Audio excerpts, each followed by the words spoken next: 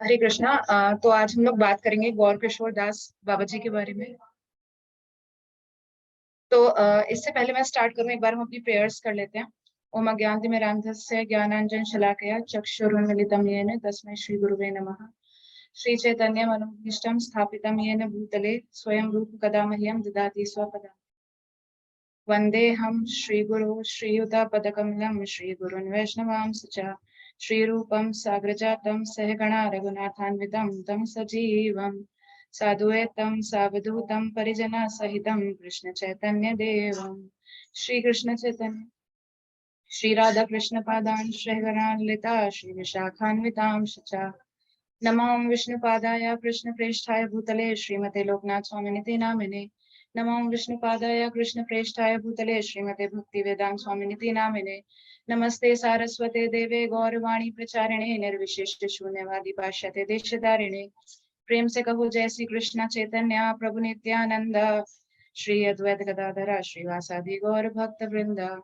हे कृष्ण करुणा सिंधु दीन बंधु जगतपते गोपेश गोपिका कांत राधा कांता नमोस्तुते। तप्त कांचन गौरांगी राधे वृंदावनेश्वरी वृषभानुसुते देवी प्रणमामि हरिप्रिये। वाञ्छाकल्पतरुभ्यश्च कृपा सिन्धुवैव च पतितानां पावनेभ्यो वैष्णवेभ्यो नमो नमः। आज हम लोग बात करेंगे गौर किशोर दास बाबा जी के बारे में।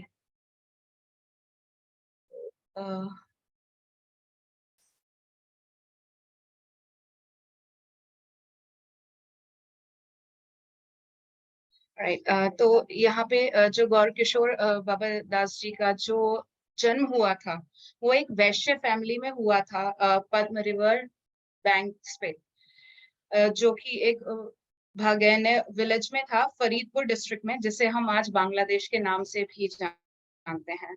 उनके पेरेंट्स का नाम हमें पता नहीं था, और उनका नाम जो उन्हें दिया गया था वो दिया गया था वंशीदास। तो वहां पे क्या था, वो हमारे लिए एक्चुअली में क्यों इम्पोर्टेंट है। सबसे बड़ी बात कि he was the Diksha Guru of Srila भक्ति सिद्धांत सरस्वती गोस्वामी प्रभुपाद, जो कि फाउंडर थे चैतन्य मठ के और वर्ल्ड वाइड गौड़ीय मठ्स के। जितने भी गौड़ीय मठ्स हैं उन सब के वो फाउंडर थे। इसी वजह से वो हमारे लिए और हमारी परंपरा में इम्पोर्टेंट हैं। तो होता क्या था कि जो गौर किशोर दास बाबा जी थे, वो कभी किसी को जो मटेरियल लोग होते थे, वो उन्हें कभी भी अपने पैर नहीं छूने देते थे। वो वहां पे क्या करते थे, जब भी कुछ ऐसा होता था और गलती से भी अगर कोई उनके पैर छू ले, तो वो उन्हें हमेशा गुस्से में देख के और बोलते थे कि यू आर डूम्ड, तुम बर्बाद हो गए हो। तो क्या होता है कि गौर किशोर दास बाबा जी ने अपनी गृहस्थ लाइफ जो थी, वो अपनी जब उनकी वाइफ की डेथ हो गई थी, तो उसके बाद उन्होंने गृहस्थ आश्रम छोड़ दिया था। उसके बाद वो वृंदावन गए और उन्होंने श्री भगवत दास बाबा जी से इनिशिएशन लिया, जो कि एक श्री जगन्नाथ दास बाबा जी के डिसाइपल थे। और 30 साल जो थे गौर किशोर दास बाबा जी ने वृंदावन में रहे, अपना भजन परफॉर्म किया अंडर द ट्रीज ऑफ गिरी गोवर्धन। वो क्या करते थे, वो ज्यादातर मधुकरी पे और मधुकरी पे ही रहते थे वो ज्यादातर।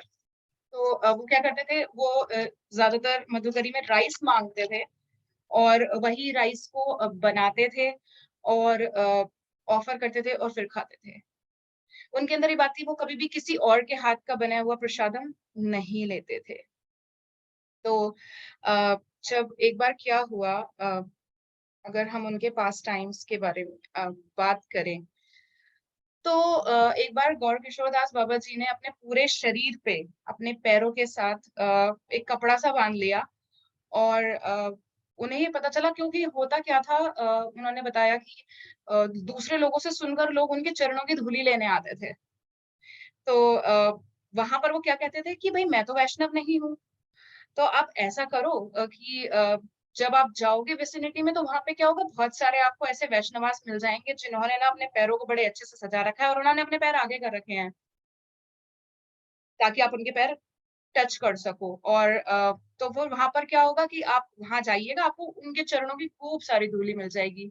मैं आपको क्या ब्लेस कर सकता हूँ, ना मेरे पास रसगुल्ला है, ना मेरे पास बर्फी है, ना मेरे पास संदेश है, और ना ही मेरे पास मीठे-मीठे शब्द हैं जो मैं आपको बोल सकूँ। वो ऐसा क्यों कहते थे? क्योंकि आजकल के जो लोग हैं, वो ऐसे स्पिरिचुअल मास्टर को एक्सेप्ट कर लेते हैं, जो कि उन्हें वेल्थ दे सकते हैं, उन्हें अच्छी वाइफ दे सकते हैं या उन्हें मीठे-मीठे शब्द दे सकते हैं, जो कि ये सही नहीं है, बट लोगों को यही अनुकूल लगता है। तो इसी वजह से वो ऐसा करते हैं। तो ये एक छोटी-सी स्टोरीज़ थी गौर किशोर दास बाबा जी के बारे में। आई होप आप लोगों को सुनाई होगी। अगर कोई त्रुटि मुझसे हो गई हो तो कृपया मुझे क्षमा कीजिएगा। हरे Krishna. Thank you so much. Recording should be stopped.